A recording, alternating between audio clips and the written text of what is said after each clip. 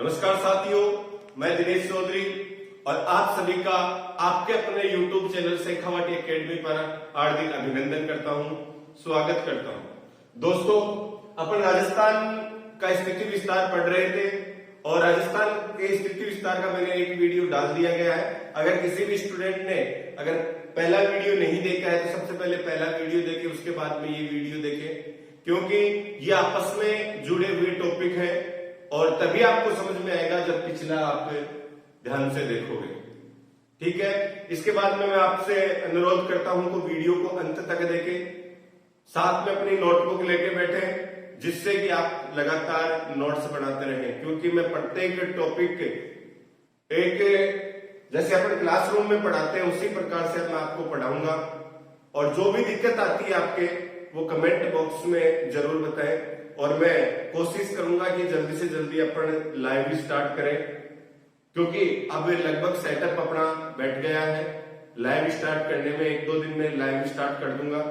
और कुछ स्टूडेंट के कमेंट आ रहे थे कि दिनेश जी जो जयपुर वाले हैं, शेरावत सर हैं, उनका वीडियो, अभिषेक जी का वीडियो, तो मैं उनसे अनुरोध करता हूं कि जो जयपुर दिनेश जी हैं वो जयपुर गए हुए हैं और अभिषेक जी पाली अपने घर गए हुए हैं, तो वो जल्दी से जल्दी आपके साथ इसी YouTube चैनल पे मिलेंगे और मैं कोशिश करूंगा कि जल्दी से जल्दी आपको प्रत्येक टॉपिक की सुचारू रूप से क्लासें मिले। तो अपन अपना टॉपिक स्टार्ट करते हैं, राजस्थान का स्थिति विस्तार, जिसमें अपन ने अध्ययन कर लिया था। जो अध्ययन ने अपन कर लिया था, कहां तक कर लिया था? राजस्थान के अक्षांशीय विस्तार तक कर लिया था।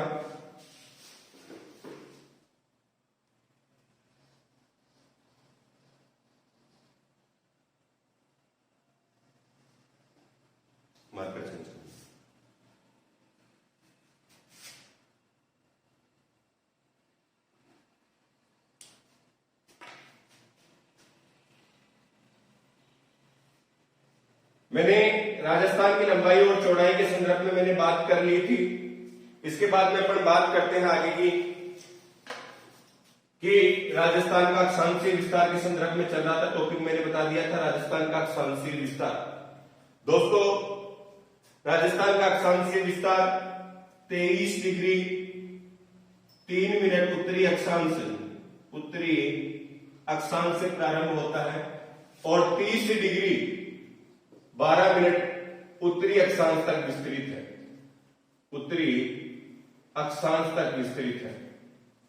दोस्तों, राजस्थान का निम्न अक्षांश से मान पूछा जाए तो आपको करना है वहां पर 23 डिग्री 3 मिनट उत्तरी अक्षांश, और उच्च अक्षांश से मान पूछा जाए तो आपको 30 डिग्री और 12 मिनट उत्तरी अक्षांश लिखना है। आगे अपन बात करें, अगला क्वेश्चन आता है कि राजस्थान कुल कितने अक्षांशों में विस्तृत है?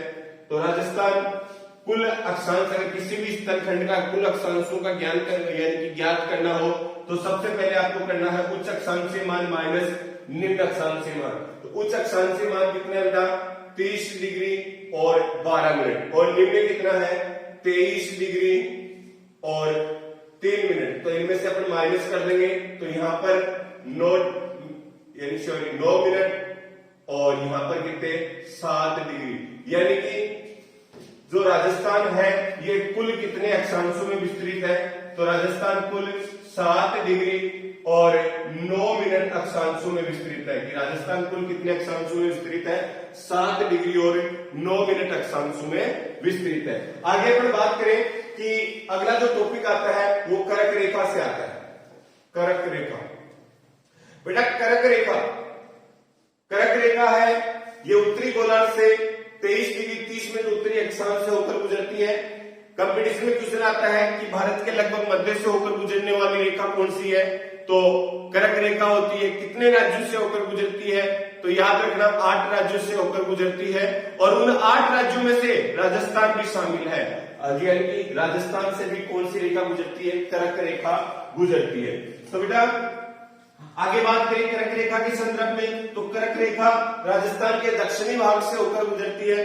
डूंगरपुर, यानी कि डूंगरपुर का जो चीखली गांव होते हुए बांसवाड़ा जिले की कुशलगढ़ तहसील के मध्य से होकर गुजरती है। यानी कि ये डूंगरपुर और बांसवाड़ा की सीमा बनाते हुए बांसवाड़ा जिले की कुशलगढ़ तहसील से होकर गुजरती है। और इसकी जो राजस्थान में जो कुल लंबाई है वो है बेटा 26 किलोमीटर है। कितने किलोमीटर है? 26 किलोमीटर। बहुत बार कंपटीशन में क्वेश्चन पूछा जाता है कि राजस्थान से कर्क रेखा कितनी लंबाई यानी कि कितनी दूरी तय करती है, तो 26 किलोमीटर की। किन किन जिलों से होकर गुजरती है? डूंगरपुर और बांसवाड़ा की सीमा बनाते हुए बांसवाड़ा जिले के कुशलगढ़ तहसील से प्रवेश करती है यानी कि गुजरती है। आगे बात करें तो डूंगरपुर के कौन से स्थान से प्रवेश करती है? तो डूंगरपुर के चीखली नामक स्थान से। याद रखना, बहुत कम बुक में आपको मिलेगा चीखली गांव के संदर्भ में। तो चीखली गांव से ये यानी कि प्रवेश करती है, 26 किलोमीटर की दूरी तय करती है। इसके बाद में अगला जो क्वेश्चन आता है बेटा, वो अगला क्वेश्चन आता है कि राजस्थान के दक्षिणी दिशा में सूर्य की लंबवत स्थिति किस दिनांक को रहती है? तो राजस्थान के दक्षिणी दिशा में अर्थात 21 जून को सूर्य 21 जून को सूर्य कौन सी रेखा पर लंबवत चमकता है?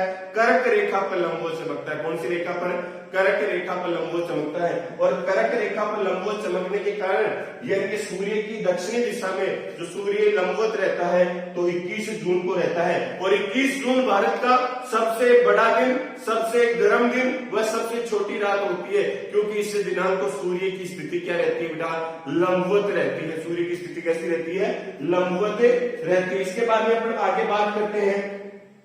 आगे बात करते हैं राजस्थान में सूर्य की किरणें सबसे सीधी कहां पड़ती हैं और सबसे तिरछी कहां पड़ती हैं? तो सबसे सीधी अगर बात की जाए तो जिले के संदर्भ में बात की जाए तो बांसवाड़ा जिले में सबसे सीधी पड़ती है, क्योंकि सूर्य निम्न अक्षांशों पर लंबवत स्थिति में रहता है। और जैसे जैसे ही अक्षांशों में वृद्धि होती है वैसे वैसे सौर प्रकाश की किरणें और सौर ताप की किरणें क्या होने लग जाती हैं? तिरछी होने लग जाती हैं। और तिरछी होने के कारण उनका प्रभाव क्या हो जाता है? कम हो जाता है। तो सबसे सीधी कहां पड़ेगी? जिला पूछे तो बांसवाड़ा जिला, तहसील पूछे तो कुशलगढ़ तहसील, और गांव पूछा जाए तो राजस्थान का जो दक्षिणी बिंदु है, जो बोरकुंडा गांव है, इस बोरकुंडे गांव में सूर्य की किरणें क्या पड़ती है? सबसे सीधी पड़ती है। क्या पड़ती है?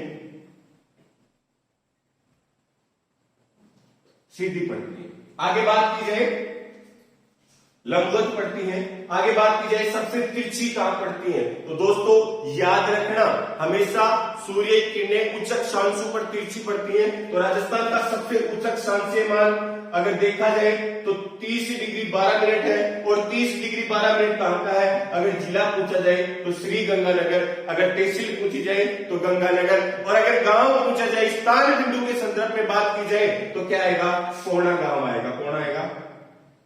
कोणा गांव। यहां पर सबसे क्या पड़ती है? तिरछी पड़ती है। क्या पड़ती है? सबसे तिरछी। क्या? सूर्य की किरणें। तो नोट डालो, सबसे पहले लिखो कि राजस्थान में सूर्य की किरणें सबसे सीधी कहां पड़ती हैं? तो वहां पे लिखना आपको बांसवाड़ा जिला, कुशलगढ़ तहसील और कौन सा गांव? बोरकुंडा गांव। अगर सबसे तिरछी के संदर्भ में पूछा जाए तो क्या कहां पर तिरछी पड़ती है? कोणा गांव। तहसील पूछा जाए गंगानगर, जिला पूछा जाए तो कौन आएगा? श्री गंगानगर जिला आएगा। यहां तक कोई दिक्कत? इसके बाद में अपन बात करते हैं कि राजस्थान के कटिबंधों के संदर्भ में। कटिबंध, सबसे पहले बात करते हैं कटिबंध किसे कहा जाता है। बात आती है कि कटिबंध होता क्या है, कटिबंध की सटीक परिभाषा है। तो टॉपिक लगाओ राजस्थान के कटिबंध, और कटिबंध की परिभाषा लिखो कि सूर्य की स्थिति तापमान और वायुदाब के आधार पर, किसके आधार पर? सूर्य की स्थिति तापमान और वायुदाब के आधार पर जो ग्लोब को अलग अलग भागों में बांटा जाता है उसे कहा जाता है कटिबंध कहा जाता है। क्या कहा जाता है? कटिबंध कहा जाता है। जैसे अपन ग्लोब के संदर्भ में बात की जाए, ये ग्लोब है, ये कौन सी रेखा है? भूमध्य रेखा। हमेशा कटिबंधों का जो विभाजन होता है ये अक्षांशों के द्वारा किया जाता है। किसके द्वारा किया जाता है? अक्षांशों के द्वारा किया जाता है। कटिबंधों का जो विभाजन होता है ये अक्षांशों के आधार पर किया जाता है। और ग्लोब को मुख्य रूप से 3 कटिबंधों में विभाजित किया गया है और उप रूप से 4 कटिबंधों में विभाजित किया गया है। मुख्य रूप से 3 कटिबंध, 3 कौन से आते हैं? सबसे पहले आता है उष्ण कटिबंध, उष्ण के बाद में आता है शीतोष्ण कटिबंध,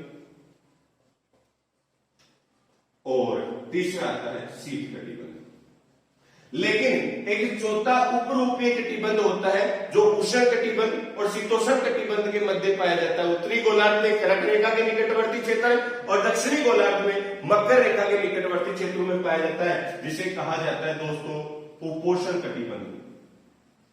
उपोष्ण कटिबंध, क्योंकि याद रखना ये उपोष्ण कटिबंध राजस्थान से संबंधित है, क्योंकि राजस्थान से कौन सी रेखा गुजरती है? कर्क रेखा गुजरती है। तो सबसे पहले अपन कटिबंधों का विभाजन करते हैं। तो सबसे पहले ये भूमध्य रेखा, ये कर्क रेखा और ये मकर रेखा। बेटा भूमध्य रेखा, कर्क रेखा और मकर रेखा के मध्य इस क्षेत्र में जो कटिबंध पाया जाता है वो कटिबंध होता है उष्ण कटिबंध होता है। कौन सा कटिबंध होता है? उष्ण कटिबंध होता है। उत्तरी गोलार्ध में कर्क रेखा से लेकर आर्कटिक रेखा या उत्तरी ध्रुव महासागरीय रेखा जो कितने डिग्री से होकर गुजरती है? 66 डिग्री 30 मिनट उत्तरी अक्षांश से। 66 डिग्री 30 मिनट उत्तरी अक्षांश से होकर गुजरती है। और दक्षिण में गुजरती है जो है अंटार्कटिक रेखा, यानी कि 66 डिग्री 30 मिनट दक्षिणी अक्षांश। बेटा इसे आर्कटिक रेखा कहा जाता है, इसे अंटार्कटिक रेखा कहा जाता है। इसे आर्कटिक रेखा इसलिए कहा जाता है क्योंकि ये आर्कटिक सागर या उत्तरी ध्रुव महासागर के मध्य से होकर गुजरती है। और इसे अंटार्कटिक रेखा कहा जाता है, ये किसके? अंटार्कटिक सागर या दक्षिणी ध्रुव महासागर के मध्य से होकर गुजरती है। और इसके मध्य जो पाया जाने वाला जो कटिबंध है वो पाया जाता है शीतोष्ण कटिबंध। शीतोष्ण। और जो बच गया ये क्षेत्र है इसमें कौन सा कटिबंध पाया जाता है? शीत कटिबंध पाया जाता है। लेकिन उत्तरी गोलार्ध में कर्क रेखा के निकटवर्ती क्षेत्र और दक्षिणी गोलार्ध में मकर रेखा के निकटवर्ती क्षेत्रों में एक विशेष क्षेत्र का निर्माण होता है, उस कटिबंध को उपरूपीय कटिबंध, जिसका नाम है उपोष्ण कटिबंध। ठीक है, तो अपन बात करें राजस्थान के संदर्भ में, तो राजस्थान से कौन सी रेखा गुजर रही है बेटा? कर्क रेखा गुजर रही है। तो राजस्थान किस कटिबंध में स्थित है? तो उपोष्ण कटिबंध में। उपोष्ण कटिबंध में। ठीक है, कंपटीशन में क्वेश्चन आएगा राजस्थान किस कटिबंध में स्थित है? तो उपोष्ण कटिबंध में। अगला क्वेश्चन आ जाए कि राजस्थान का सबसे कम विस्तार कौन से कटिबंध में स्थित है? तो दोस्तों ये सबसे पहले अपन बात करें कि ये तो है भूमध्य रेखा, ये कर्क रेखा और ये है आर्कटिक रेखा। ये भूमध्य रेखा, ये कर्क रेखा, ये आर्कटिक रेखा। भूमध्य रेखा और कर्क रेखा के मध्य कौन सा कटिबंध पाया जाता है? उष्ण कटिबंध पाया जाता है, क्योंकि सूर्य की स्थिति लंबवत रहती है और लंबवत रहने के कारण सौर ताप और सौर प्रकाश का सक्रिय प्रभाव रहता है। और सौर ताप और सौर प्रकाश का सक्रिय प्रभाव रहने के कारण यहाँ पर तापमान अधिक रहता है और तापमान अधिक रहता है तो उष्णता पाई जाती है। और उष्णता जिस क्षेत्र में तापमान अधिक पाया जाता है उस क्षेत्र को कहा जाता है उष्ण कटिबंधीय क्षेत्र। आगे बात करते हैं, दूसरा आता है ये कौन सी रेखा है? कर्क रेखा। और ये कौन सी रेखा है? आर्कटिक रेखा। यह आर्कटिक रेखा होगी, ये कर्क रेखा। कर्क रेखा और आर्कटिक रेखा के मध्य कौन सा कटिबंध पाया गया? शीतोष्ण कटिबंध। शीतोष्ण कटिबंध। यहां पे कौन सा कटिबंध पाया गया? उष्ण कटिबंध। उष्ण कटिबंध। कोई बात नहीं, गर्मी है, पसीना तो आएगा भाई, अगर मेहनत करेंगे तो पसीना जरूर आएगा। ठीक है, और अगर मेहनत ही नहीं करेंगे तो पसीना कैसे आएगा? ठीक है। हाँ, आगे बात करें तो क्वेश्चन आता है कि राजस्थान में किस कटिबंध का सबसे कम विस्तार पाया जाता है? तो सबसे कम किसका पाया जाएगा? उष्ण कटिबंध का। सर्वाधिक विस्तार किसका पाया जाएगा? शीतोष्ण। किस कटिबंध में स्थित है? तो उपोष्ण कटिबंध में स्थित है। यहां तक कोई भी दिक्कत हो तो आप आराम से पूछ सकते हो, कमेंट बॉक्स में आप कमेंट डाल सकते हो कि सर यहाँ पर मेरी दिक्कत है। मैं कल नेक्स्ट वीडियो में आपको जरूर बताऊंगा कि कहां पर आपकी दिक्कत है। ठीक है, आगे यहां तक कोई दिक्कत वाली बात, अगर अक्षांश आपको समझ में आ गया तो इसके बाद में दूसरा टॉपिक आता है देशांतर। क्या आता है? देशांतर आता है। बेटा देशांतर, देशांतर किसे कहा जाता है? एक मिनट, इसको साफ कर देता हूं। स्क्रीनशॉट लेना चाहो तो आराम से स्क्रीनशॉट ले लो, कोई दिक्कत वाली बात नहीं।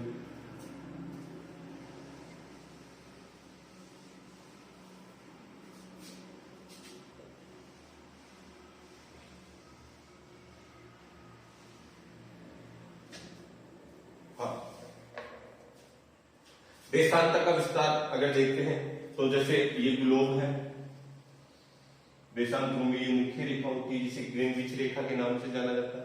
ये ग्लोब को दो भागों में, देशांतरों को दो भागों में, एक तो पूर्वी भाग और एक पश्चिमी भाग, पूर्वी भाग को पूर्वी देशांतर और पश्चिमी भाग को पश्चिमी देशांतर। अपन मैंने आपको बताया था कि राजस्थान किस कटिबंध में है, तो मैंने किस गोलार्ध में स्थित है, तो उत्तरी पूर्वी गोलार्ध में बताया था, क्योंकि भूमध्य रेखा से उत्तर में और जो ग्रीनविच रेखा है इसके पूर्व में पाया जाता है, इसीलिए मैंने बताया था आपको उत्तरी पूर्वी दिशा। यहां तक कोई दिक्कत है? ठीक है, यहां तक कोई दिक्कत नहीं है। तो आगे अपन बात करते हैं कि जो देशांतर के संदर्भ में बात करते हैं, देशांतर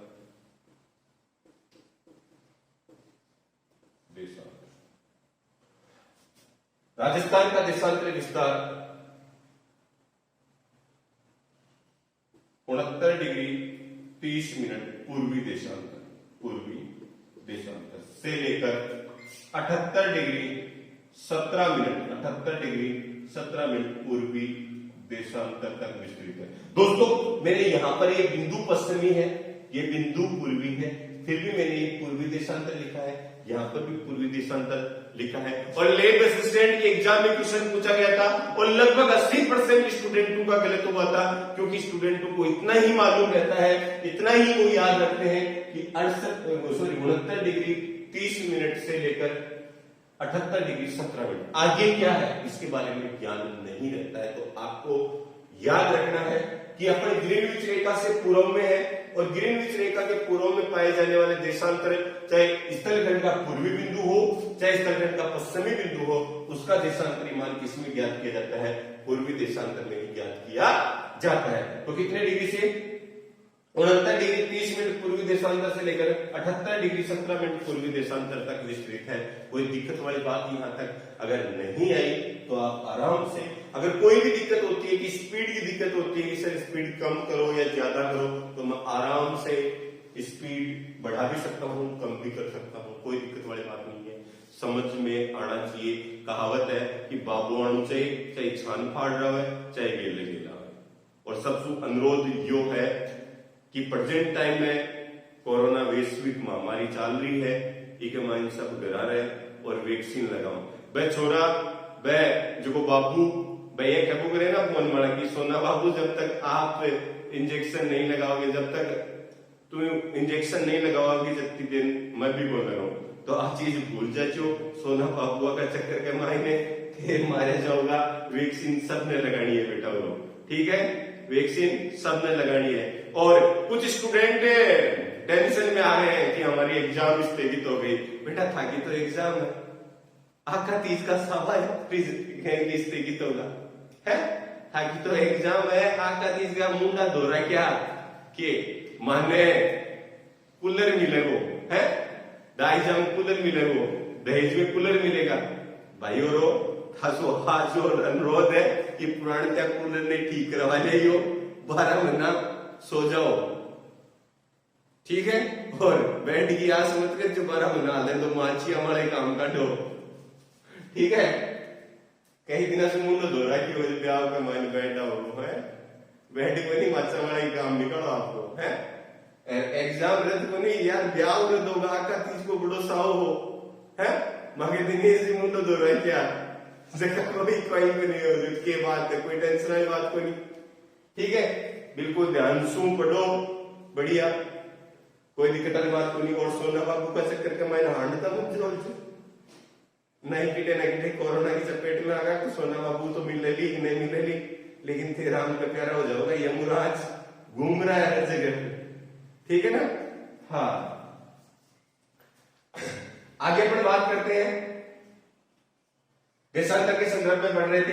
कंपटीशन में क्वेश्चन आ जाता है कि राजस्थान का निम्न देशांतरीय मान कितना है, तो 69 डिग्री 30 मिनट। उच्च कितना है, तो कितना आएगा, अरे कितना आएगा, 78 डिग्री 17 मिनट, ठीक है। याद रखना है बिल्कुल, अगर उतर जाओ भूल जाओ तो देख लो, फिर भी भूल जाओ। हाँ, और सोना बाबू का चक्कर हम ज्यादा राउंड बनवाते हैं, गया मैं जमाना बेटा, बचोगे तो आगे, अगर चिंदे रहोगे तो आगे ऐस करेंगे, कोई दिक्कत वाली बात नहीं है। हाँ, आगे पर बात करते हैं। अगला क्वेश्चन आता है कि राजस्थान कुल कितने देशांतरों में स्थित है। तो राजस्थान, वही बात जैसे अक्षांशों का निकाला था वैसे देशांतरों का निकाल लेते हैं। तो उच्च कितना है 78 डिग्री 17 मिनट, निम्न कितना है 69 डिग्री और 30 मिनट। माइनस निकालते हैं, यहां पर 17 मिनट कम पड़ रहे हैं तो इससे 1 डिग्री उधार लेंगे तो यहां पर कितनी हो जाएगी 60 मिनट हो जाएंगे। टोटल कितने हो गए, अरे टोटल कितने हो गए 77 में से 30 निकालते हैं तो कितने बचते हैं 47 बचते हैं। कितने बचते हैं 47 मिनट बचते हैं। और यहां पर कितने हो गए बेटा, यहां पर अगर अपन बात करें कि यहां पर एक उधार दे दिया तो यहां पर 77 और 77 में से अपन ये 69 माइनस करते हैं तो कितने बचते हैं बेटा 8 डिग्री और 47 मिनट देशांतरों में विस्तृत है। यहाँ पर न पूर्वी देशांतर आएगा और न ही पश्चिमी देशांतर आएगा, मात्र क्या आएगा देशांतर। कंपटीशन में बहुत बार क्वेश्चन पूछा जाता है, इसको लगा लो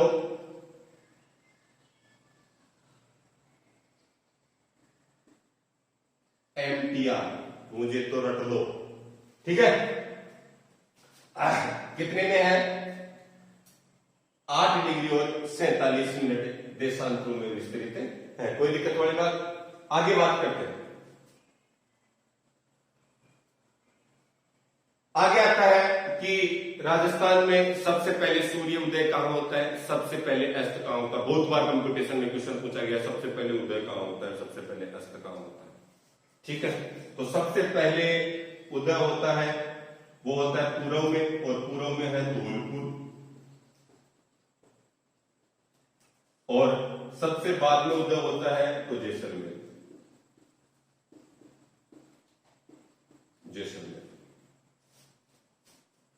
ये पूर्व में है, ये पश्चिम।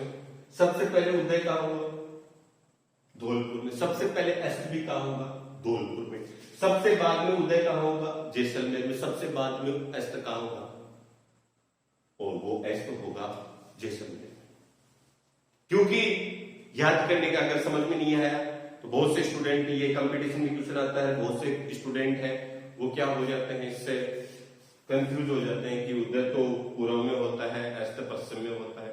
तो आपको पहला ऑप्शन मिलता है धौलपुर और जैसलमेर, उसी को टिक करके आ जाते हैं। तो याद रखना सबसे पहले उदय होता है धौलपुर में, सबसे पहले जो अस्त भी कहां होता है धौलपुर में, सबसे बाद में उदय होता है जैसलमेर में, सबसे बाद में अस्त भी कहां होता है जैसलमेर में होता है। जिस प्रकार रात के समय में यानी कि लाइट जो पीड़ी गाड़ी थी पहले पूछे ना बेटे पहले ऊंचा लोग है और बेटा से पहले ही निकल जाए, पहले अंधेरो, बाद में जहां पहुंच रही है बाद में उजाला हो रहा है, बाद में वहां से उसके बजाय बाद में निकलेगी वहां से तो बाद में ही क्या होगा अंधेरा होगा।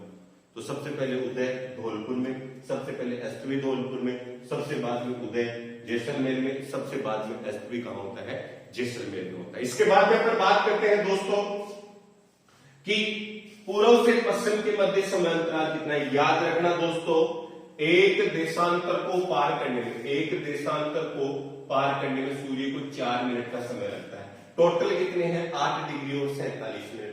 8 डिग्री और 47 मिनट को मैं 4 से मल्टीप्लाई करूंगा तो यहां से लेकर यहां तक का समय आ जाएगा। कितने समय के अंदर सूर्य यहां से यहां तक पहुंच रहा है। तो अपन मल्टीप्लाई करते हैं।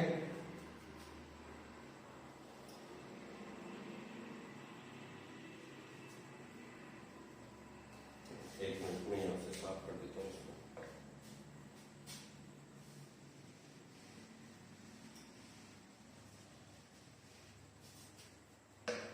यहां से यहां का समय अंतराल, क्योंकि कुल कितने देशांतरों के अंदर विस्तृत था 8 डिग्री और 47 मिनट। इसको डिग्री को मिनट से मल्टीप्लाई कर दो और मिनट को सेकंड से मल्टीप्लाई कर दो, ठीक है।